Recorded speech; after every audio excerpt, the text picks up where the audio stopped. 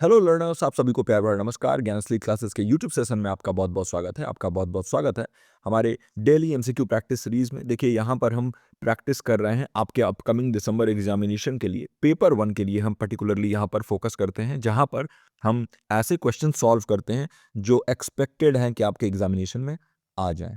और ऐसे जो है लगभग 77-78 सेशंस हमारे हो चुके हैं, जो कि प्लेलिस्ट बनी हुई है, वहाँ पर आप जाके देख सकते हैं। एक और महत्वपूर्ण जानकारी आपको देना है, और वो ये है कि अब से जो आपकी ये डेली प्रैक्टिस सेशन का जो क्लास होगा, ये मंडे टू सैटरडे आया करेगा, मतलब संडे ऑफ रहेगा। ओके। और इसका कारण ये है कि मुझे कुछ क्वेश्चंस को रिसर्च करना पड़ता है, कुछ देखना पड़ता है, कुछ नए कॉन्सेप्ट्स देखना पड़ता है। और अब एग्जामिनेशन चूंकि नज़दीक आ गया है, तो हमारा जो है कुछ कुछ एक शॉर्ट सीरीज भी मैं हो सकता है चला दूं, जहां पर बहुत ही कम समय में आपका कोई कॉन्सेप्ट क्लियर हो जाए। ऐसा एक सीरीज भी मैं चला दूं, और इसीलिए ये एक दिन का ऑफ रहेगा। तो यानी कि मंडे टू सैटरडे जो है ये क्लासेज चलेंगी आपकी।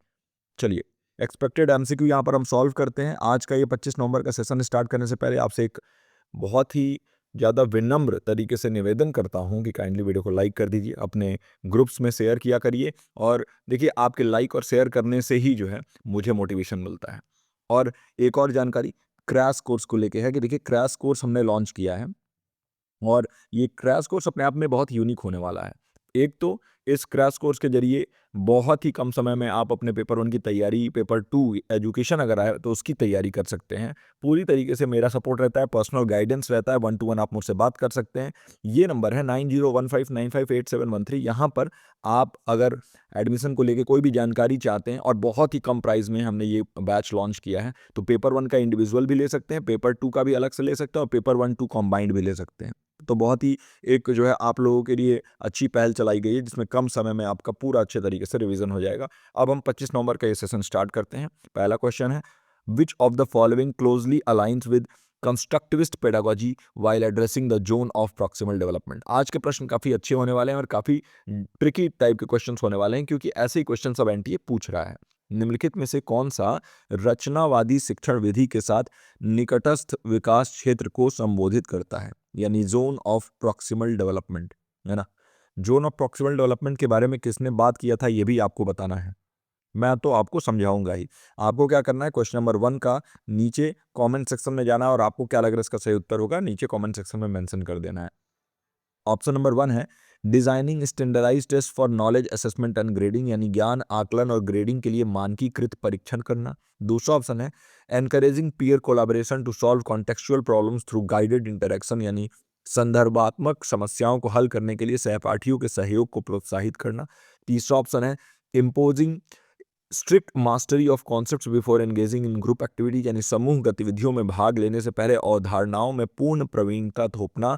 और चौथा ऑप्शन है delivering pre structured content without learner input for streamlined outcomes, यानी पूर्व रचित सामग्री वितरित करना जिसमें शैक्षिक परिणामों के लिए शिक्षार्थियों को इनपुट ना हो। बताइए, चार ऑप्शंस में से कौन सा ऑप्शन सबसे क्लोजली रिजेंबल कर रहा है जोन ऑफ प्रॉक्सिमल डेवलपमेंट के लिए। तो जोन ऑफ प्रॉक्सिमल डेवलपमेंट के बारे में मैं पहले भी आपको बता चुका हूँ। एक इंपॉर्टेंट कॉन्सेप्ट है, और एक इंपॉर्टेंट जो है, हम उनको फिलोसोफर या थ्योरिस्ट कह सकते हैं, उनके द्वारा दिया गया है। बताना है आपको कि ये जो है किसने दिया था, और क्वेश्चन नंबर 1 का सही उत्तर क्या होगा, नीचे कमेंट सेक्शन में लिख दीजिए जाके। देखिए, अगर हम बात करें कंस्ट्रक्टिविस्ट पेडागोजी के बारे में, है ना, यानी रचनावादी शिक्षण विधि जिसे हम कहते हैं, तो इसमें जोर डाला जाता है लर्निंग कैसे, इंटरेक्शन के थ्रू, जहाँ पर जो बच्चा है, जो चिल्ड्रन है, जो स्टूडेंट हैं, जो शिक्षार्थी हैं, वो क्या करते हैं, वो इंटरेक्ट करते हैं टीचर्स से, वो अपने सवाल पूछते हैं, वो एक्सप्लोर करते हैं, वो चीज़ों चीज़ों को ढूंढते हैं, वो रिफ्लेक्ट करते हैं क्या क्या गलतियां हुई, कहाँ कहाँ उनसे मिस्टेक्स हुए, उसके ऊपर काम करने के लिए। लेकिन इन इसमें बताया गया है कि एक जोन होता है, जोन ऑफ प्रॉक्सिमल डेवलपमेंट। तो देखिए, खुद से बच्चा अगर ये सर्कल के बराबर कर पा रहा है, तो किसी की मदद से वो इतना कुछ अचीव कर पाएगा। यानी कि जब हम इस सर्कल से इस सर्कल पर जाने की बात करते हैं, तो इस डिस्टेंस को हम जोन ऑफ प्रॉक्सिमल डेवलपमेंट कहते हैं। यानी कि मान लीजिए, आप खुद से, अगर मैं आपको कहूं तो आपको कोई कॉन्सेप्ट कितना समझ में आएगा, तो आप खुद से पढ़ते हो जितना भी आपको समझ में आता है, और मैं अगर आपकी हेल्प कर देता हूँ, थोड़ा-सा आपको पुश कर देता हूँ, तो आप उस कॉन्सेप्ट को बहुत अच्छे तरीके से समझ जाते हो। तो जो ये गैप है, इस गैप को कैसे जो है आप मैनेज कर रहे हैं, इस गैप यहाँ से और यहाँ तक जाने की जो गैप है ना, इसको हम वो ज़ोन कहते हैं जो आप अचीव कर सकते हैं with the help of MKO, यानी मोर नॉलेजेबल अदर, यानी एक ऐसा पर्सन जिसके पास आपसे ज़्यादा ज्ञान है, उसके मदद से आप इस ज़ोन ऑफ प्रॉक्सिमल डेवलपमेंट जो है, इसको पार करके और यहाँ तक पहुँच सकते हैं। तो ZPD का कॉन्सेप्ट प्रपोज किया गया था वाइगॉस्की द्वारा, याद रखिएगा। लेव वाइगॉस्की इनका पूरा नाम है। वाइगॉस्की द्वारा इसको प्रपोज किया गया था। इसने हाईलाइट किया गाइडेड सपोर्ट के रोल को, यानी एक ऐसा सपोर्ट जिसमें गाइडेंस भी रहता है ना? गाइडेड सपोर्ट जो आपके मेंटोर से मिलता है ना? और ये पीयर से भी, आपके सहपाठियों से भी मिल सकता है, आपके टीचर से भी मिल सकता है, और वो कोई भी शिक्षार्थी हैं, कोई भी लर्नर है, उसको हेल्प करता है कोई भी टास्क अचीव करने में जो कि इंडिपेंडेंटली खुद से वो नहीं कर सकते हैं। तो जैसे आप साइकिल सीखते हो जब आप छोटे थे तो आपके मम्मा या पापा जो भी लोग थे, वो क्या करते थे, पीछे आपको एक सपोर्ट के तौर पे रहते थे, लेकिन बीच में जाके वो सपोर्ट हटा देते थे, फिर भी आप चलाने लगते थे साइकिल, है ना? तो वो क्या था, वही था मोर नॉलेजेबल अदर का सपोर्ट, जिसे हम कहते हैं जोन ऑफ प्रॉक्सिमल डेवलपमेंट, जो आप खुद से साइकिल नहीं चला पाते थे लेकिन हल्का सा सपोर्ट से आप कर देते थे, है ना? तो ये zone of proximal development I hope कि समझ में आ गया हो। देखिए, यहाँ पर बात कर रहा है नॉलेज असेसमेंट और ग्रेडिंग नहीं होगा ये, क्योंकि यहाँ पर आकलन और ग्रेडिंग के बारे में बात नहीं हो रहा है, क्योंकि स्टैंडर्डाइज टेस्टिंग जो है ये किसी भी तरीके से कंस्ट्रक्टिव प्रिंसिपल से अलाइन नहीं करता। यहाँ पर स्टैंडर्डाइज टेस्टिंग के बारे में बात कर रहा है। दूसरा, एनकरेजिंग पीयर कोलैबोरेशन, ठीक है, और कॉन्टेक्चुअल प्रॉब्लम को सॉल्व करना गाइडेड इंटरेक्शन के। तो देखिए, ये सिंपल, इसका आंसर यही होगा। और ये जो है ना, जो ऑप्शंस हैं, इनका लैंग्वेज ऐसे ही एनटीए पूछता है, आपको डायरेक्टली नहीं पूछेगा, है ना, थोड़ा घुमा फिरा के। तो यही इसका करेक्ट आंसर हो जाएगा, संदर्भात्मक समस्याओं को हल करने के लिए सहपाठियों को के सहयोग को प्रोत्साहित करना। स्ट्रिक्ट मास्टरी बिल्कुल नहीं। देखिए, स्ट्रिक्ट मास्टरी जो है, किसी भी तरीके से आप किसी चीज़ को थोपोगे, कोई कॉन्सेप्ट को थोपे, वो सही हो नहीं हो सकता है, वो डिस्करेज करता है कोलैबोरेटिव और गाइडेड लर्निंग को। और प्री स्ट्रक्चर्ड कंटेंट डिलीवरी जो है ना, कहीं न कहीं लर्नर के इन्वॉल्वमेंट को कम करता है, तो ये भी नहीं होगा, यानी सेकंड ऑप्शन का सही हो जाएगा। और इसी तरीके से अगर आप डिटेल में एक-एक प्रश्न को और एक-एक कॉन्सेप्ट को समझना चाहते हो, तो डेली हमारे इन सेशन से जुड़िए। और साथ ही साथ अगर हमसे ऐसे ही तरीके से और डिटेल में पढ़ना चाहते हैं, और ज़्यादा स्ट्रक्चर्ड तरीके से सारे ही अपने यूनिट्स कंप्लीट करना चाहते हैं, तो हमारे क्रैश कोर्स से भी आप जुड़ सकते हैं। क्वेश्चन नंबर सेकंड है, in a quasi experimental design the absence of random assignment creates challenges in, बताइए, अर्ध प्रयोगात्मक डिजाइन में यादृच्छिक असाइनमेंट की अनुपस्थिति निम्नलिखित में से किस चुनौती को उत्पन्न करती है? ऑप्शंस हैं, पहला, establishing external validity due to diverse sample representation, यानी विविध नमूना प्रतिनिधित्व के कारण बाह्य वैधता स्थापित करने में। दूसरा ऑप्शन है, identifying causality between dependent and independent variable, यानी आश्रित और स्वतंत्र चर के बीच कार्य कारण संबंध की पहचान करने में। तीसरा ऑप्शन है, controlling the extraneous variable in naturalistic settings, यानी प्राकृतिक सेटिंग में बाहरी चरों को नियंत्रित करने में। और चौथा ऑप्शन है, balancing homogeneity and heterogeneity in participant demographics, यानी प्रतिभागियों की जनसांख्यिकी समानता और विषमता में संतुलन में। तो बताइए, इन चारों में से कौन सा ऑप्शन सही होगा? क्वासी एक्सपेरिमेंटल डिजाइन के लिए पूछ रहा है कि अगर आप रैंडम असाइनमेंट के एब्सेंस में कौन से चैलेंजेज आते हैं, कौन सी चुनौती आती हैं अगर आप रैंडमली असाइन नहीं करते हो चीज़ों को। आपको मालूम है कि रैंडम असाइनमेंट जो है वो क्या होता है? रैंडम असाइनमेंट में मान लीजिए कि अगर मैंने आपको 10 बॉल्स दिए, 10 ऐसे क्रिकेट के बॉल दे दिए और मैंने उसमें अलग-अलग कलर्स के डाले हैं। मैंने बोला कि कोई भी रैंडमली 2 बॉल्स उठा लीजिए, तो उसमें फिर आप जो है किसी भी तरीके से आप फ़ेवरेटिज़्म नहीं कर सकते हैं। आपके आँख पे मान लीजिए पट्टी बाँध दिया मैंने, तो आप जो भी 2 बॉल उठाओगे वो रैंडम जो है आप सिलेक्शन कर रहे हो। रैंडम सिलेक्शन में चांसेस ये होते हैं कि जो मौका है वो सबको परस्पर मिलेगा, किसी भी तरीके का फ़ेवरेटिज़्म या बायसनेस नहीं होगा। तो उसी तरीके से कह रहा है कि अगर रैंडम असाइनमेंट नहीं होगा, उसके एब्सेंस में कौन से चैलेंजेज आते हैं क्वासी एक्सपेरिमेंटल डिजाइन में। तो क्वेश्चन नंबर 2 का क्या होगा सही उत्तर, नीचे कमेंट सेक्शन में आपको मेंशन कर देना है और मैं स्टार्ट करता हूं एक-एक ऑप्शन को डिस्कस करना।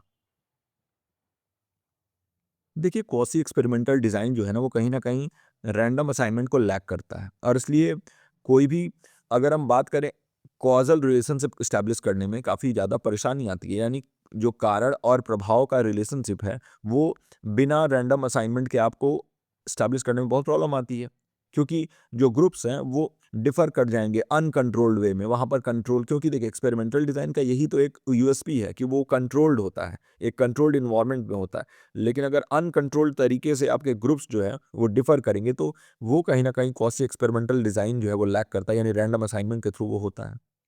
पहले ऑप्शन को अगर हम देखें तो ये कह रहा है establishing external validity due to diverse sample representation.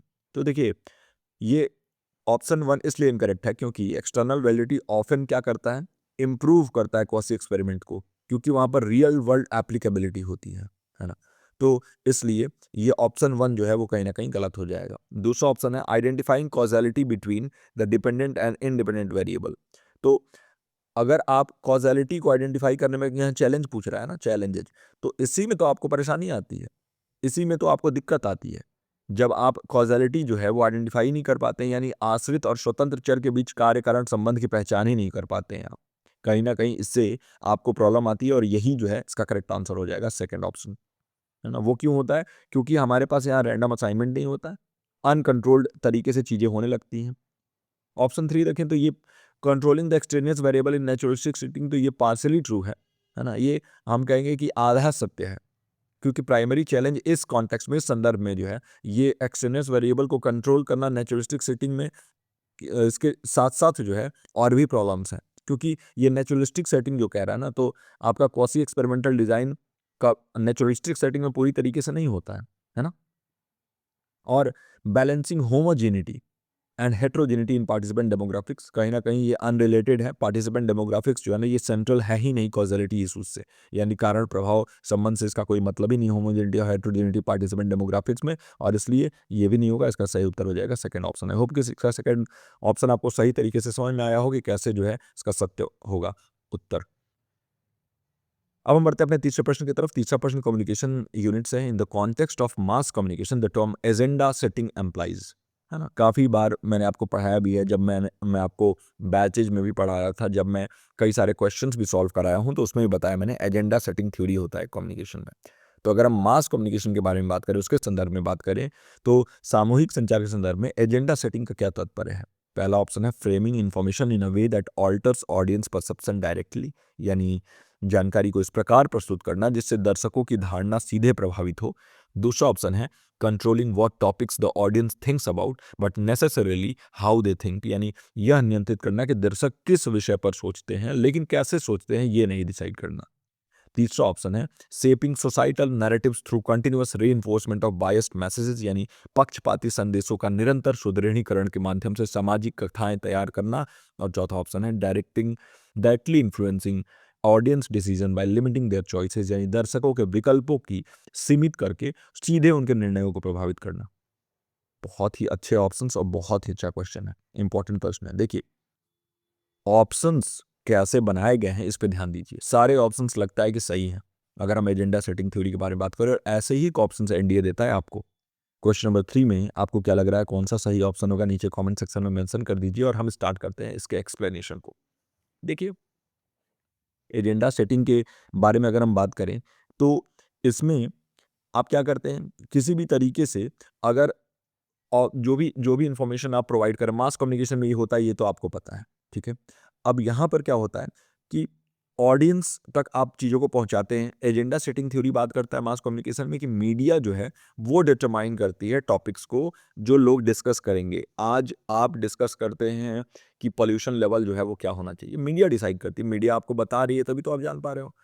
कई बार आज ही अगर कोई और चीज़ हो जाए, है ना, कहीं बॉम्ब ब्लास्ट हो जाए या कुछ हो जाए, तो मीडिया तुरंत आपको उसके बारे में बताएगी, फिर उसके आपके पर्सपेक्टिव धीरे-धीरे करके वो चेंज करेगी। तो फिर आप उसके बारे में डिस्कस करने लगेंगे, है ना? तो मीडिया डिसाइड करती है, और ये डायरेक्टली डिसाइड नहीं करती है ना? आप कैसे पर्सीव करेंगे, वो आपके अंदर एक इंजेक्शन की तरह डाल देते हैं। एक छोटा-सा आपको हिंट दे देंगे कि आपको ऐसे सोचना चाहिए, और फिर आप सोचना है, क्योंकि डायरेक्टली करेंगे तो आप जान जाओगे कि ये तो फिर बायस्ड मीडिया है ना? तो ऑप्शन 1 इनकरेक्ट इसलिए है क्योंकि ये कह रहा है कि altering perceptions not agenda setting, यानी यहाँ परसेप्शन को डायरेक्टली ऑल्टर करने के बारे में बात किया गया, और डायरेक्टली ये काम नहीं करता है एजेंडा सेटिंग थ्योरी, इनडायरेक्टली काम करता है, यानी सीधे जो है प्रत्यक्ष रूप से ये काम नहीं करता है, तो ये नहीं होगा। Controlling what topics the audience thinks about but not necessarily how they think, ये बिल्कुल सही है। आपको टॉपिक्स दे देंगे कि हाँ, इन टॉपिक्स के बारे में आपको सोचना चाहिए एजेंडा सेट करने के लिए, लेकिन कैसे आप सोचोगे ये नहीं बताएंगे, है ना। और यही इसका सही उत्तर हो जाएगा सेकंड ऑप्शन, कि वो नियंत्रित ये कर देंगे किस विषय पर आप सोचते हैं, लेकिन ये नहीं नियंत्रित करेंगे कि आप क्या सोचोगे, है ना। और इससे फिर वो एजेंडा सेट करने में अपना कामयाब हो जाते हैं। जो जो विषय उनको ज़्यादा हाईलाइट करना रहता है, उस विषय को वो हाईलाइट कर देते हैं, और पॉलिटिकल पार्टीज इसका बहुत इस्तेमाल करती हैं। पॉलिटिकल पार्टीज क्या करती हैं, इन्हीं चीज़ों का इस्तेमाल करके और अपने एजेंडा को जो है लोगों तक पहुंचा देती हैं। सोसाइटल नैरेटिव्स के बारे में अगर हम बात करें तो ये बायस्ड रीइंफोर्समेंट इसको हम कहते हैं, है ना। तो इसमें बायसनेस डायरेक्टली दिख जाती है, बायस्ड रीइंफोर्समेंट। ये ज़्यादा कल्टीवेशन थ्योरी से रिलेटेड है, याद रखिएगा, एक कल्टीवेशन थ्योरी भी होता है ना। और ये सभी चीज़ें जो है हमने बैचेज में बहुत अच्छे तरीके से पढ़ी हुई हैं, तो ये नहीं होगा। और डायरेक्टली इन्फ्लुएंसिंग ऑडियंस, फिर यहाँ डायरेक्टली बात आ गया, तो डायरेक्ट इन्फ्लुएंस डिसीजन पे नहीं देता है जो एजेंडा सेटिंग थ्योरी है।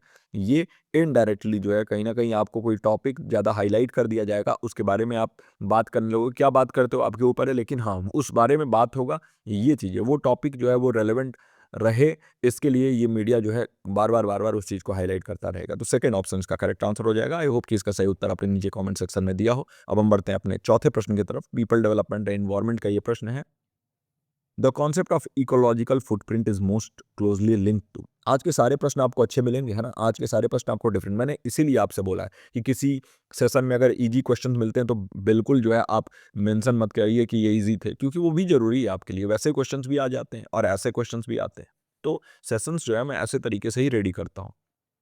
इकोलॉजिकल फुटप्रिंट का ये कॉन्सेप्ट बोल रहा है किससे सबसे ज़्यादा क्लोजली लिंक्ड है, सबसे अधिक संबंधित किससे है। पहला है measuring the total carbon emission of a country, यानी किसी देश के कुल कार्बन उत्सर्जन को मापना। दूसरा ऑप्शन है evaluating the resource consumption and waste assimilation capacity of Earth, यानी पृथ्वी की संसाधन खपत और अपशिष्ट और शोषण क्षमता का आकलन करना। तीसरा ऑप्शन है comparing biodiversity indices of different ecological zones, यानी विभिन्न पारिस्थितिक क्षेत्रों के जैव विविधता सूचकांकों की तुलना करना। और चौथा ऑप्शन है determining the rate of desertification caused by human activities, यानी मानव गतिविधियों के कारण मरुस्थलीकरण की दर का निर्धारण करना। बताइए इनमें से इकोलॉजिकल फुटप्रिंट का कॉन्सेप्ट सबसे क्लोजली लिंक्ड किससे है। इकोलॉजिकल फुटप्रिंट जो होता है ना, वो मेजर करता है डिमांड, और डिमांड मेजर करता है जो अर्थ के इकोसिस्टम पे पड़ रहा है। कौन कर रहा है, ये ह्यूमन एक्टिविटी द्वारा किया जाता है, यानी मानव जनित गतिविधि, जिसे हम एंथ्रोपोजेनिक एक्टिविटी के नाम से भी जानते हैं। और इसमें क्या क्या इंक्लूड होगा, रिसोर्स कंजम्पशन, यानी जितनी भी संसाधन है उसका जो खपत है, और कितने जो है अपशिष्ट है, वेस्ट है, जो कि यहाँ पर जनरेट हो रहा है, इसके बारे में बात करता है इकोलॉजिकल फुटप्रिंट। ओके, तो इकोलॉजिकल फुटप्रिंट जो है किसी भी तरीके से total carbon emission of a country नहीं मेजर करता है ना। ये सिर्फ कार्बन एमिशन को मेजर करता है, ब्रॉडर स्कोप जो है ये नहीं है, तो इसलिए ये नहीं होगा। अगर हम सेकंड ऑप्शन देखें तो evaluating the resource consumption and waste assimilation capacity of Earth, ये इसका सही उत्तर हो जाएगा, है ना। हमने बात किया ना कि ये वेस्ट असिमिलेशन और रिसोर्स कंजम्पशन के बारे में बात करता है, पृथ्वी का संसाधन खपत और अपशिष्ट और शोषण क्षमता का आकलन करता है। तीसरा ऑप्शन है बायोडाइवर्सिटी इंडिसेस को कंपेयर करना अलग अलग इकोलॉजिकल जोन्स में, तो ये तो बिल्कुल इरेलेवेंट है इस केस में। वो बायोडाइवर्सिटी इंडिसेस जो है ये फोकस करता है स्पीसीज रिचनेस में, कि किस प्रकार के जीव जो है एक पर्टिकुलर एरिया में रहते हैं, कितने जीव रहते हैं। मान लीजिए आपके एरिया में अगर भालू बहुत ज़्यादा है, या आपके एरिया में जो है वो किस प्रजाति, मतलब कौन सी, कोई भी जानवर हो सकता है, चाहे इंसेक्ट्स हो सकते हैं, तो वो स्पीसीज रेलेवेंट चीज़ है ये बायोडाइवर्सिटी, इसलिए ये भी नहीं होगा।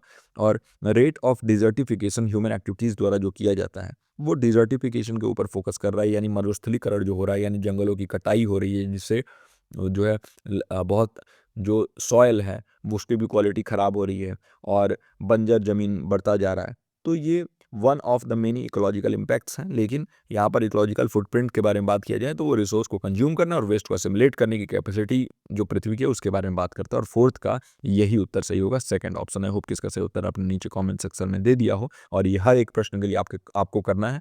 अब हम आ चुके हैं पांचवें प्रश्न पे, and we are halfway through the video को अभी तक लाइक नहीं किया है तो काइंडली वीडियो को लाइक कर दीजिए।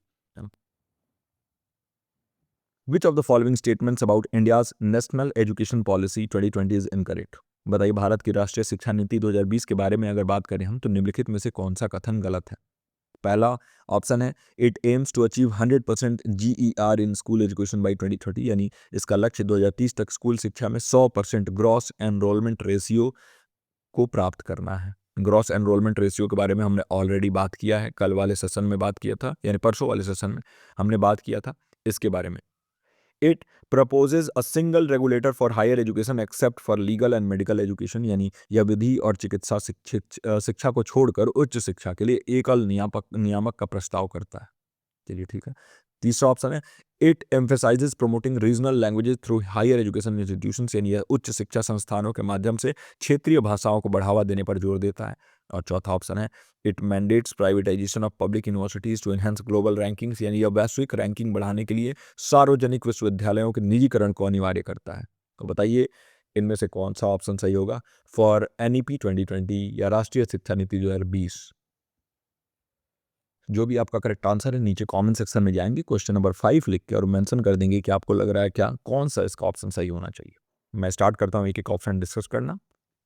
देखिए हायर एजुकेशन सिस्टम का जो ये क्वेश्चन है ये बात करता है कि इनमें से कौन सा इनकरेक्ट है, कौन सा जो है वो गलत है, सही के बारे में बात नहीं कर रहा है। तो इसलिए आपको ये भी ध्यान देना होगा कि क्वेश्चन पूछ क्या रहा है, इनकरेक्ट पूछ रहा है। एनईपी 2020 जोर डालता है एक्सेसिबिलिटी बढ़ाने में, यानी जो शिक्षा है उसकी पहुंच कैसे भी करके हमें बढ़ाना है, और इसके लिए हम बहुत सारी चीज़ें कर सकते हैं, है ना। इसके लिए हम डिस्टेंस एजुकेशन पे फोकस करते हैं, इसके लिए हम अपने जो कोर्सेज है वो ऑनलाइन प्रोवाइड करा सकते हैं, हाँ, मूक्स यानी मैसिव ओपन ऑनलाइन कोर्सेज का इस्तेमाल कर सकते हैं, जैसे हमारे इंडिया का जो है मूक सिस्टम वो है स्वयं।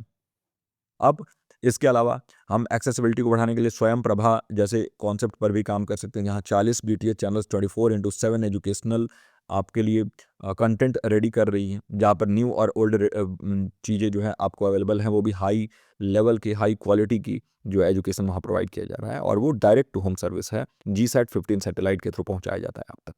ठीक है, तो दूसरा जो हमारा पॉइंट है वो है गुणवत्ता यानी क्वालिटी के ऊपर, और क्वालिटी सबसे बेस्ट हो, और इसके साथ साथ जो इक्विटी समानता हो, है ना, समरूपता है, समानता जिसे कहते हैं, इक्विटी हो एजुकेशन में। किसी भी तरीके से प्राइवेटाइज करना शिक्षा को करे नहीं करने के ऊपर जोर देती, क्योंकि प्राइवेटाइज करेंगे तो शिक्षा महंगा हो जाएगा और कहीं ना कहीं उसकी एक्सेसिबिलिटी हैम्पर हो जाएगी, है ना, इक्विटी हैम्पर हो जाएगी। अच्छा, 100% जीईआर जो स्कूल एजुकेशन 2030 तक अचीव करने की बात है, ये बिल्कुल सही है, और यहाँ इनकरेक्ट पूछा है, तो इसलिए ये नहीं होगा। एक single regulator of higher education बनाने के बारे में बात किया गया है, लीगल और मेडिकल एजुकेशन को छोड़ के। मैंने एनईपी 2020 को आपको कई बार पढ़ाया है, अच्छे से पढ़ाया है, इन डेप्थ पढ़ाया है। चैनल पे वीडियो भी अवेलेबल होगा, अगर आप चाहते हैं तो एनईपी 2020 अलग से पढ़ सकते हैं। तो यहाँ पर higher education commission of India HECI को बनाने के बारे में बात किया गया है, और हैकी जो है इसमें जितने भी रेगुलेटर्स हैं जैसे यूजीसी है और एआईसीटीई है, बहुत सारी चीज़ों को एक सिंगल बॉडी के अंदर जो है मर्ज करने के बारे में बात किया गया, लेकिन उसमें लॉ और मेडिकल एजुकेशन नहीं आएगा, है ना। तो ये भी बात हुआ है, तो ये भी सही है। ये जोर डालता है रीजनल लैंग्वेजेज पे हायर एजुकेशन इंस्टीट्यूशंस में, ये भी बिल्कुल सही है।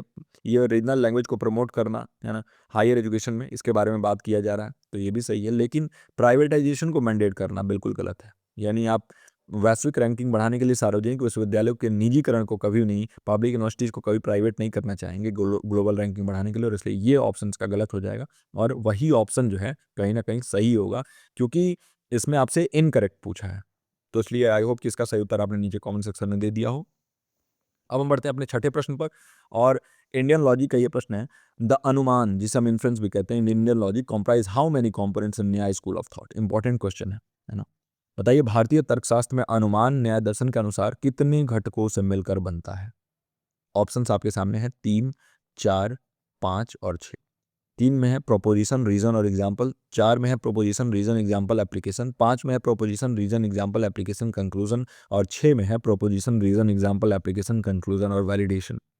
बहुत अच्छा प्रश्न है, बहुत अच्छे तरीके से बनाया गया है, और इसी टाइप के यूनिक प्रश्नों को अगर आप प्रैक्टिस करके और अपने पेपर 1 में 40 प्लस क्वेश्चंस जो है अगर अचीव करना चाहते हैं, तो आप ज़रूर जो है हमारे क्रैश कोर्स को भी ज्वाइन करिए, वीडियो को लाइक करते रहिए, ताकि यहाँ से आपको जितनी मदद है मैं कर सकूँ, मुझे मोटिवेशन मिलता है, तो मैं आपके लिए आप लोगों के लिए और अच्छे सेशंस लेके आता हूँ, है ना। देखिए, अगर हम बात करें इस पर्टिकुलर प्रश्न की, आपको क्या लगता है? सबसे पहले तो आप नीचे कमेंट सेक्शन में मेंशन कर दीजिए, मैं स्टार्ट करता हूँ एक-एक ऑप्शन डिस्कस करना। देखिए, अगर हम न्याय फिलॉसफी के बारे में बात करें, न्याय दर्शन के बारे में बात करें, तो आपको याद होना चाहिए कि न्याय फिलॉसफी डिफाइन करता है अनुमान या इन्फरेंस, जिसे हम अनुमान लगाते हैं ना, इन्फरेंस हम कहते हैं इंग्लिश में, अनुमान।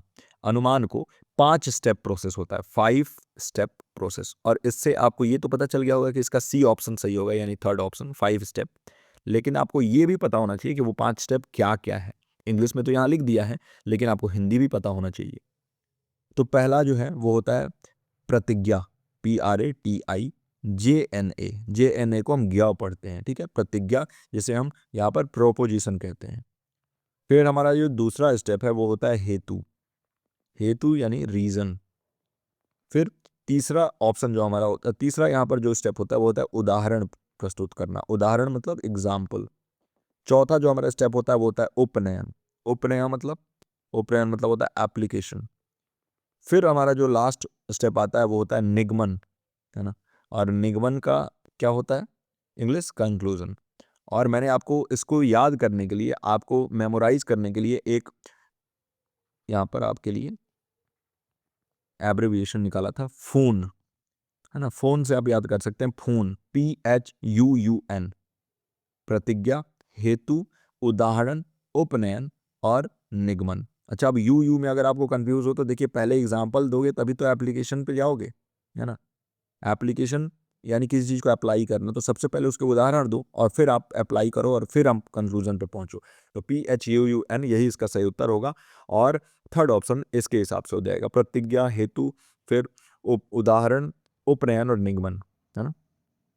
अब हम बढ़ते हैं अपने सातवें प्रश्न पर। आई होप कि छठा प्रश्न आपको काफ़ी अच्छा लगा हो। ऐसे ऐसे इंटरेस्टिंग क्वेश्चंस जो है बहुत अच्छा लगता है हमें सॉल्व करने में, और यही आपको स्कोर भी कराता है आपके एग्जामिनेशन में। टीचिंग एप्टीट्यूड का 7वां क्वेश्चन है, in the context of reflective teaching which of the following practices best demonstrate self regulation bye a teacher.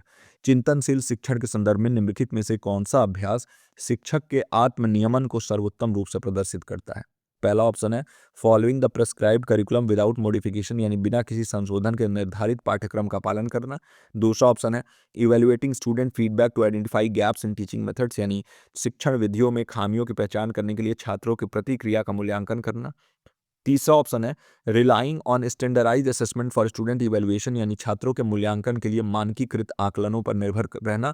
और चौथा ऑप्शन है using peer observation as a sole method of self improvement, यानी आत्म सुधार के लिए केवल सहकर्मी अवलोकन का उपयोग करना। बताइए चारों ऑप्शन में से कौन सा ऑप्शन सही उत्तर होगा इस पर्टिकुलर क्वेश्चन के लिए। क्वेश्चन नंबर 7 लिख के नीचे कॉमेंट सेक्शन में मेंशन कर देंगे कि आपको क्या लग रहा है इसका सही उत्तर क्या होना चाहिए।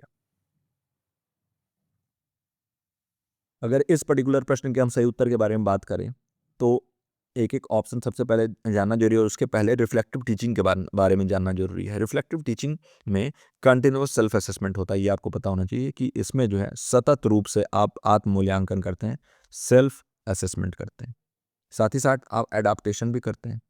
और कैसे करते हैं, आपको फीडबैक मिलता है उसके बेसिस पे, है ना। ऑब्जर्वेशन आप करते हैं, अवलोकन करते हैं उसके बेसिस पे, ताकि जो प्रभावशीलता है, इफेक्टिवनेस है, उसको बढ़ाया जा सके।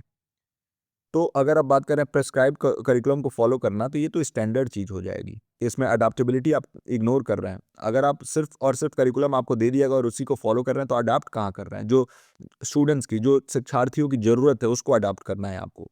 किसी भी मॉडिफिकेशन के बिना ये कह रहा है, लेकिन आपको मॉडिफाई करना पड़ेगा उसमें, तो ये नहीं हो सकता इसका सही उत्तर, है ना, सेल्फ रेगुलेशन के लिए। अगर सेल्फ रेगुलेशन के बारे में बात करो तो evaluating student feedback to identify gaps in teaching methods, यानी आप स्टूडेंट से फीडबैक ले रहे हैं और अपने शिक्षण विधि को और ज़्यादा बेहतर कैसे कर सकते हैं, इसके लिए सेल्फ इवैल्यूएट कर रहे हैं आप। तो यही इसका सही उत्तर हो जाएगा, सेकेंड ऑप्शन, कि शिक्षण विधियों में खामियों की पहचान करिए और छात्रों की प्रतिक्रिया आपको मिल रही है और उसका मूल्यांकन करके और अपने शिक्षण विधि में जो है कहीं ना कहीं अडाप्टेशन लाइए उन तरीकों के लिए जो बच्चों को समझ में आती हैं। अगर आप स्टैंडर्डाइज असेसमेंट पे सिर्फ और सिर्फ निर्भर रहेंगे तो नहीं कर पाएंगे आप इवेलुएट बढ़िया से, नहीं पढ़ा पाएंगे अच्छे तरीके से। स्टैंडर्डाइज असेसमेंट कहीं ना कहीं डेप्थ को लैक करते हैं सेल्फ रेगुलेशन में जो चाहिए। और अगर पीयर ऑब्जर्वेशन सिर्फ और सिर्फ वही यूज कर, देखो सोल मेथड कह रहा है, तो जब भी सोलली ओनली ये सब आए तो आप उस ऑप्शन को हटा ही दीजिए, अगर इनकरेक्ट नहीं पूछा है तो। क्योंकि पीयर ऑब्जर्वेशन कहीं ना कहीं जो है वो आपको इंसाइट तो देती है, लेकिन सिर्फ और सिर्फ पीयर ऑब्जर्वेशन आपको सफिशियंट नहीं होगी सेल्फ इंप्रूवमेंट के लिए, तो ये भी नहीं होगा। इसका सही उत्तर सेकेंड ऑप्शन हो जाएगा, शिक्षण विधियों में खामियों की पहचान के लिए छात्रों की प्रतिक्रिया का मूल्यांकन करना। तो आई होप कि इसका सही उत्तर नीचे कमेंट सेक्शन में आपने दे दिया हो। अब हम बढ़ते हैं अपने 8वें प्रश्न की तरफ। 8वां प्रश्न रिसर्च एप्टीट्यूड से है हमारा। इन qualitative research the trust worthiness of data is most rigorously ensured through. बताइए, गुणात्मक अनुसंधान के बारे में हम बात कर रहे हैं, तो बताइए डेटा की विश्वसनीयता को सबसे सख्ती से सुनिश्चित किया जाता है कहाँ पर। पहला ऑप्शन है triangulation of data sources methods and theories, यानी डेटा स्रोतों, विधियों और सिद्धांतों के त्रिकोणीयकरण के माध्यम से। दूसरा ऑप्शन है large sample sizes to ensure data saturation, यानी डेटा संतृप्ति सुनिश्चित करने के लिए बड़े नमूना आकार। तीसरा ऑप्शन है quantitative validation of collected data, यानी एकत्रित डेटा का मात्रात्मक सत्यापन। और चौथा ऑप्शन है rigid adherence to pre determine research questions, यानी पूर्व निर्धारित अनुसंधान प्रश्नों के लिए कठोर पालन। बताइए इन चारों ऑप्शंस में से कौन सा ऑप्शन सही उत्तर होगा इस पर्टिकुलर क्वेश्चन के लिए। क्वेश्चन नंबर 8 लिखिए, नीचे कमेंट सेक्शन में जाइए और मेंशन कर दीजिए कि आपको क्या लग रहा है इस पर्टिकुलर प्रश्न का सही उत्तर क्या होगा। एक और छोटा सा रिमाइंडर आपके लिए वापस देता हूँ, क्रैश कोर्स जो है हमारा चालू हो चुका है। इसमें जो है सबसे पहले आपको मैं बता दूं कि इसमें आपको टेस्ट भी कराए जाएंगे, साथ ही साथ शॉर्ट नोट्स भी प्रोवाइड कराया जाएगा। आपके लिए 1 शॉट सेशंस भी रखे गए हैं। साथ ही साथ 1 टू 1 आप मुझसे बात कर सकते हैं, कोई भी गाइड अगर आप गाइडेंस चाहिए उसके लिए। और कोई भी एक्स्ट्रा आपको अगर क्वेश्चन चाहिए, अगर कोई क्वेश्चन समझ में नहीं आ रहा है, कोई भी डाउट है, उसके लिए ये डाउट रेजोल्यूशन भी यहाँ पर होता है। लाइव सेशंस भी होगा जो मैम लेंगे, रिकॉर्डिंग सेशंस भी होगा, बहुत सारी चीज़ें आपको मिलने वाली हैं। इस पर्टिकुलर क्वेश्चन के बारे में बात करें तो देखिए ट्रस्ट वर्दिनेस के बारे में पूछ रहा है, यानी डेटा की विश्वसनीयता। क्वालिटेटिव रिसर्च में कैसे बेहतर कर सकते हैं आप? ट्रायंगुलेशन के माध्यम से बेहतर कर सकते हैं। ट्रायंगुलेशन क्या होता है? इसमें आप क्रॉस वेरीफाई करते हैं कई सारे फाइंडिंग्स को, और क्रॉस वेरीफाई करके मल्टीपल डेटा सोर्सेज मेथड का यूज करते हैं। मतलब सिर्फ डेटा जो है सिर्फ एक सोर्स से नहीं बल्कि मल्टीपल सोर्सेज से आप यहाँ इकट्ठा करेंगे, अलग अलग मेथड्स आप अपनाएंगे, थ्योरेटिकल पर्सपेक्टिव अलग अलग लेंगे, यानी कई सारे तरीकों से आप जो है डेटा को एकत्रित करेंगे और उसको एनालाइज करेंगे। तो कहीं न कहीं अगर हम बात करें large sample size data saturation को इंश्योर करने के लिए, तो लार्ज सैंपल्स जो है ना ज़्यादा रेलेवेंट होते हैं क्वांटिटेटिव रिसर्च में। अगर हम मात्रात्मक रिसर्च या अनुसंधान के बारे में बात करें तो डेटा साइज़ अगर बड़ा होगा तो ज़्यादा बेहतर होगा। तो ये क्वालिटेटिव के बारे में बात कर रहे हैं, यहाँ स्मॉल डेटा साइज़ चाहिए। क्वांटिटेटिव वैलिडेशन कलेक्टेड डेटा का अगर बात करें तो इनवैलिड ये बात इसलिए हो जाएगी क्योंकि क्वालिटेटिव रिसर्च जो है वो बिल्कुल भी रिलाई नहीं करता है क्वांटिटेटिव वैलिडेशन पे। यहाँ क्वांटिटेटिव वैलिडेशन कह रहा है, हम यहाँ पे क्वालिटेटिव के बारे में बात कर रहे हैं, तो ये भी गलत हो जाएगा। और रिजिड अडहेरेंस, तो रिजिड वर्ड ही जो है गलत हो गया। हमें फ्लेक्सिबिलिटी चाहिए, हमें लचीलापन चाहिए।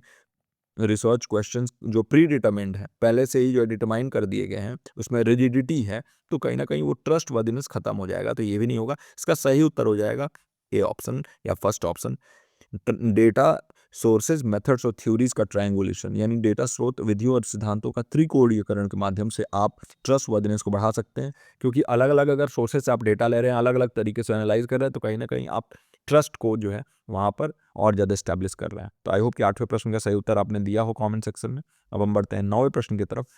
पीपल डेवलपमेंट एंड एनवायरनमेंट का ये प्रश्न है, Which of the following is not a direct impact of anthropogenic activities on biodiversity? है ना, नॉट पूछ रहा है। निम्नलिखित में से कौन सा मानव जनित गतिविधियों का जैव विविधता पर प्रत्यक्ष प्रभाव नहीं है ना, नहीं है पूछ रहा है।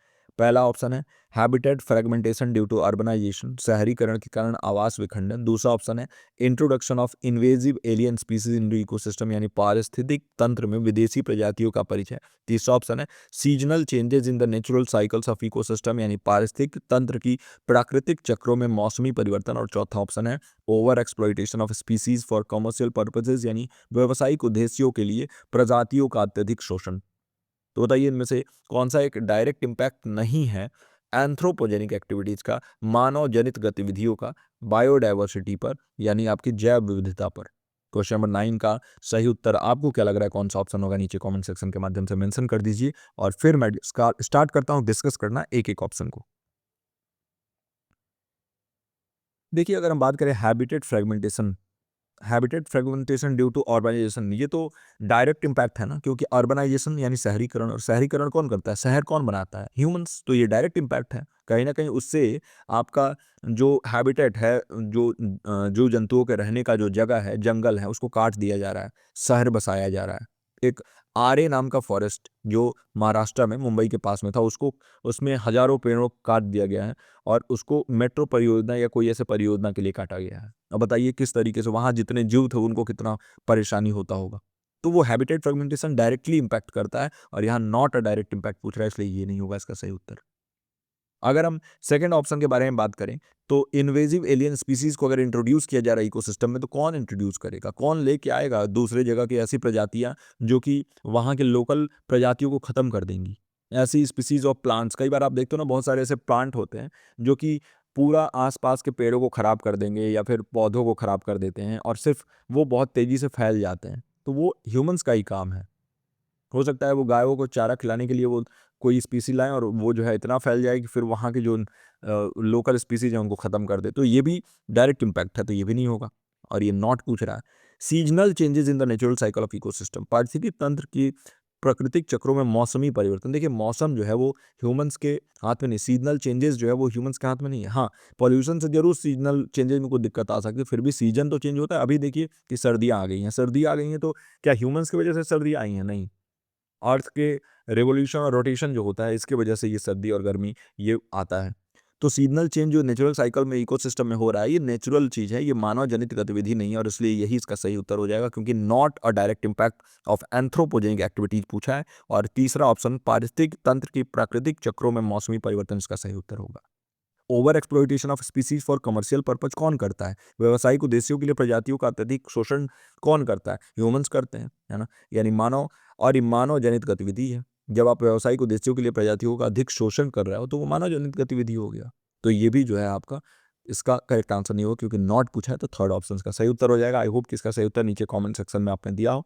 अब हम बढ़ते हैं आज के अपने आखिरी प्रश्न पर। वीडियो को यहाँ तक अगर आपने देखा है तो आपको सबसे पहले तो बहुत बहुत बधाई कि आप जो है बिल्कुल फोकस्ड हैं। और बहुत सारे मेरे लर्नर्स हैं जो कि लगातार लगातार जो है कमेंट भी करते हैं और लगातार जुड़े रहते हैं, है ना? इन सेशन से जुड़े रहना ही अपने आप में आपको दूसरों से अलग बनाती है, दूसरों से आगे ले जाती है। बहुत लोग क्या है ना कि बहुत ज़्यादा कमर्शियल चीज़ें कर रहे हैं, बहुत ज़्यादा एडवर्टाइजमेंट्स कर रहे हैं और टीम लगी हुई है। चीज़ों को जो है आपके सामने ऐसे लाएँगे जैसे ये बहुत ज़्यादा एंटरटेनिंग तरीके से हम पढ़ा दें और उस चक्कर में जो है कॉन्सेप्ट आपको समझ ही नहीं आएगा। यहाँ पर हमारा फ़ोकस होता है कि सीधे तरीके से आपको पढ़ाया जाए। एक क्वेश्चन में कम से कम 2, 3, 4 कॉन्सेप्ट्स आपको सिखा दिए जाएँ। और इसीलिए मैं आपसे भी रिक्वेस्ट करता हूँ कि अगर आपको ये कंटेंट अच्छा लगता है, काइंडली वीडियो को लाइक करिए, कंसिडर करिए चैनल को सब्सक्राइब करना, अपने दोस्तों के साथ जो लोग इंटरेस्टेड हैं उनके साथ शेयर करिए, बताइए कि कितने अच्छे तरीके से हम यहाँ पर पूरे ही अपने टॉपिक्स को, जितने भी क्वेश्चंस हैं उसको कैसे हम अच्छे तरीके से कवर करते हैं, प्रैक्टिस करते हैं और ये हम जो है लगातार करते हुए आ रहे हैं। विच स्टेटमेंट अबाउट राष्ट्रीय उच्चतर शिक्षा अभियान रूसा इज करेक्ट? राष्ट्रीय उच्चतर शिक्षा अभियान के बारे में कौन सा कथन सही है? पहला ऑप्शन है it aims to privatise state university to improve quality, यानी यह गुणवत्ता सुधारने के लिए राज्य विश्वविद्यालयों के निजीकरण का लक्ष्य रखता है। दूसरा ऑप्शन है it focuses on development of premier central universities only, यानी केवल प्रमुख केंद्रीय विश्वविद्यालयों के विकास पर ध्यान केंद्रित करता है। तीसरा ऑप्शन है it seeks to improve the equity and accessibility of higher education, यानी यह उच्च शिक्षा की समानता और पहुंच में सुधार करना चाहता है। या फिर चौथा ऑप्शन है it is a funding scheme exclusively for technical institutions, यानी यह तकनीकी संस्थानों के लिए एक अनन्य वित्त पोषण योजना है। बताइए इन चारों ऑप्शंस में से आपको क्या लग रहा है, कौन सा ऑप्शन सही होगा इस पर्टिकुलर प्रश्न जो राष्ट्रीय उच्चतर शिक्षा अभियान या रूसा के बारे में पूछ रहा है? इसके लिए क्वेश्चन नंबर 10 मेंशन करेंगे, नीचे कमेंट सेक्शन में जाएंगे और लिख देंगे आपको क्या लग रहा है इस पर्टिकुलर प्रश्न का सही उत्तर क्या होने वाला है। रूसा राष्ट्रीय उच्चतर शिक्षा अभियान फोकस करता है कि कैसे भी समरूपता या समानता, इक्विटी बढ़ाई जाए, कैसे भी एक्सेसिबिलिटी बढ़ाई जाए और क्वालिटी, गुणवत्ता बढ़ाई जाए। किसकी? तो नाम से ही समझ में आ रहा है उच्चतर शिक्षा, यानी कि हायर एजुकेशन की। और ये कैसे करोगे आप? फंडिंग से, है ना? फंडिंग करके, साथ ही साथ इंस्टीट्यूशंस जो हैं उनमें रिफॉर्म्स करके, उनमें बदलाव करके, जो भी संस्थान हमें उनमें कुछ हम बदलाव करेंगे तो उससे हम ये कर पाएंगे। तो अगर आप प्राइवेटाइज कर दोगे स्टेट यूनिवर्सिटीज़ को क्वालिटी इंप्रूव करने के लिए, ये किसी भी तरीके से एक एम नहीं है रूसा का या राष्ट्रीय उच्चतर शिक्षा अभियान का। तो इसलिए ये नहीं होगा इसका करेक्ट आंसर। अगर हम बात करें development of premier central universities only, फिर से ओनली आया और मैंने बोला है ना कि ओनली अगर आया, सोनली आया, ऐसा कुछ आया तो आप जो है समझ जाइए कि वो ऑप्शन गलत ही होने वाला है। सिर्फ सेंट्रल यूनिवर्सिटीज़ के बारे में, उसके डेवलपमेंट के बारे में बात करना ये भी गलत हो गया। It seeks to improve the equity and accessibility of higher education, ये इसका सही उत्तर हो जाएगा थर्ड ऑप्शन। यह उच्च शिक्षा की समानता और पहुंच में सुधार करना चाहता है। और चौथा ऑप्शन है it is a funding scheme exclusively for technical institution. तो रूसा जो है लिमिटेड नहीं है टेक्निकल एजुकेशन तक, याद रखिएगा। तो इसलिए ये भी इसका सही उत्तर नहीं होगा, है ना? अब थोड़ा-सा एडिशनल जानकारी अगर मैं आपको रूसा के बारे में दे दूँ, क्योंकि देखिए अगर दूसरे क्वेश्चंस भी अगर आ जाते हैं तो फिर आप उसको भी डील कर पाओ। तो राष्ट्रीय उच्चतर शिक्षा अभियान को लॉन्च कब किया गया था, अगर ऐसा कुछ पूछे तो 2013 में लॉन्च किया गया था। किसने लॉन्च किया था? तो उस समय पे MHRD मिनिस्ट्री थी, अभी जो है ये मिनिस्ट्री ऑफ एजुकेशन हो गया, यानी ह्यूमन रिसोर्स डेवलपमेंट मिनिस्ट्री थी, अब ये मिनिस्ट्री ऑफ एजुकेशन, ये शिक्षा मंत्रालय हो गया। इसके द्वारा लॉन्च किया गया था गवर्नमेंट ऑफ इंडिया द्वारा, और इसका एम था क्वालिटी और एक्सेसिबिलिटी बढ़ाना हायर एजुकेशन का इंडिया में। और स्ट्रैटेजिक फंडिंग के बारे में बात किया गया था, खासतौर से स्टेट यूनिवर्सिटीज़ और कॉलेजेस की, ताकि एक्सीलेंस को प्रमोट किया जाए हायर एजुकेशन में। तो यहाँ पर फोकस स्टेट यूनिवर्सिटीज़ पे ज़्यादा था, और इसीलिए देखिए ये ऑप्शंस जो मैं डिज़ाइन करता हूँ उसके हिसाब से ही करता हूँ। अब देखिए अगर आपको स्टेट यूनिवर्सिटी याद होगा तो कई बार आप क्या करोगे, ये स्टेट यूनिवर्सिटी देखते ही इसको सही उत्तर करके आ जाओगे, है ना? लेकिन ये नहीं करना है, पूरे ऑप्शन को अच्छे से पढ़ना है, एनालाइज़ करना, और उसके बाद ही जो कुछ सही होगा, जो आपको लगेगा कि हाँ, ये सही है, तो फिर उसको टिक करना है। क्वालिटी इंप्रूवमेंट के बारे में बात किया गया, हायर एजुकेशन इंस्टीट्यूशंस का एक्सेसिबिलिटी और इक्विटी बढ़ाने के बारे में, रिसर्च और इनोवेशन के बारे में, ऑटोनॉमी प्रोवाइड करने के बारे में, और इसमें फंडिंग दिया गया। अगर हम बात करें तो नॉर्थ ईस्टर्न स्टेट के बारे में अगर बात करेगा, जैसे आपका मणिपुर हो गया, आपका असम हो गया, जो उधर के स्टेट हैं नॉर्थ ईस्ट वाले, है ना? मिज़ोरम हो गया, तो ये सभी स्टेट्स को, सिक्किम, इन सभी स्टेट्स को जो है आप 90-10 का रेशियो रहेगा, है ना? यानी फंडिंग सेंटर और स्टेट का, यानी अगर मैं सेंटर लिखूं और यहाँ पर मैं स्टेट लिखूं, तो नॉर्थ ईस्ट के लिए 90% जो फंडिंग देगा वो सेंटर देगा, 10% स्टेट देगा। और वही अगर हम बात करें और नॉर्थ ईस्ट के साथ हिमालयन स्टेट भी जो है, यानी जैसे ये हो गया आपका हिमाचल प्रदेश वगैरह हो गया। और अगर हम बात करें नॉर्मल स्टेट की, तो 60% जो है ये सेंट्रल और 40% स्टेट गवर्नमेंट देगा funding. Focus area infrastructure, faculty improvement, infrastructure development, curriculum को बदलना और उसमें रिफॉर्म्स लाना, नए नए एक्रेडिटेशन ऑफ इंस्टीट्यूशंस में भी काम किया गया, है ना? तो इससे ग्रॉस एनरोलमेंट रेशियो इंक्रीज हुआ है, इससे जो है एम्प्लॉयबिलिटी बढ़ी है ग्रेजुएट्स की, और साथ ही साथ फैसिलिटी जो इंफ्रास्ट्रक्चर बढ़े हैं स्टेट इंस्टीट्यूशंस में, है ना? तो ये चीज़ें हैं कि जो आपके हायर एजुकेशन में काफ़ी ज़्यादा मदद किया इन्होंने, और राष्ट्रीय उच्चतर शिक्षा अभियान रूसा का ये एम था। तो आई होप कि ये क्वेश्चन और इसके साथ-साथ जो कॉन्सेप्ट्स मैंने आपको बताया बिल्कुल अच्छे तरीके से क्लियर हो गया हो। तो चलिए, इस पर्टिकुलर सेशन में इतना ही। यहाँ पर आपके आंसर की मैंने मेंशन किया हुआ है। पीडीएफ आपको रात को 10 बजे हमारे टेलीग्राम चैनल पर मिल जाता है, तो जुड़ना ना भूलिए। हमारे टेलीग्राम चैनल से जुड़िए, बहुत ही अच्छी जानकारी भी वहाँ पे आपको मिलती रहती है, सारे पीडीएफ, सारे चीज़ें जो है। और अगर आप एक फ़ोकस ग्रुप में रहना चाहते हो, एक ऐसे ग्रुप में रहना चाहते हो जहाँ पर बहुत अच्छे तरीके से आप मुझसे इंटरैक्ट कर सकते हैं, अपने सवाल पूछ सकते हैं और वन टू वन गाइडेंस पा सकते हैं, और वो मैं हमेशा करता हूँ। दूसरे एजुकेटर्स को मैं देखता हूँ कि वो इग्नोर करते हैं, मैं नहीं करता हूँ। मैं कभी भी जो है आपको हेल्प करने के लिए रेडी रहता हूँ। हाँ, अभी थोड़ा बीच में इधर बिज़ी हो गया था, क्योंकि बहुत सारी ये क्या है, शादियों का सीज़न चल रहा है ना, तो इस वजह से थोड़ा-सा अभी शेड्यूल जो है मेरा बिज़ी है। फिर भी मैं कोशिश करता हूँ, थोड़ा लेट रिप्लाई करूँगा, लेकिन ज़रूर आप तक जो है आपका सॉल्यूशन मैं दे दूँगा। तो अगर आपको अच्छा लग रहा है हमारा ये एफर्ट, और अगर आप और अच्छे तरीके से, सिस्टमैटिक तरीके से अचीव करना चाहते हो अपने जेआरएफ के ड्रीम को, अपने नेट के ड्रीम को, तो हमारे क्रैश कोर्स से आप जुड़ सकते हैं। और क्रैश कोर्स का जो प्राइस है वो बहुत कम रखा गया है, तो अगर आप जुड़ना चाहें तो उससे भी जुड़ सकते हैं। पेपर 1 के लिए भी, पेपर 2 एजुकेशन के लिए, और दोनों कंबाइंड के लिए भी। जो भी जानकारी आपको चाहिए, तो ये नंबर है 9015958713, है ना? इस नंबर पे आप मैसेज कर दीजिए और आपको जो है ये जानकारी मिल जाएगी। ये विनय सर का नंबर होता है। और मैं मिलता हूँ आपसे अगले प्रैक्टिस सेशन के साथ। टिल देन आप अपना और अपनों का ख्याल रखिए। नमस्कार।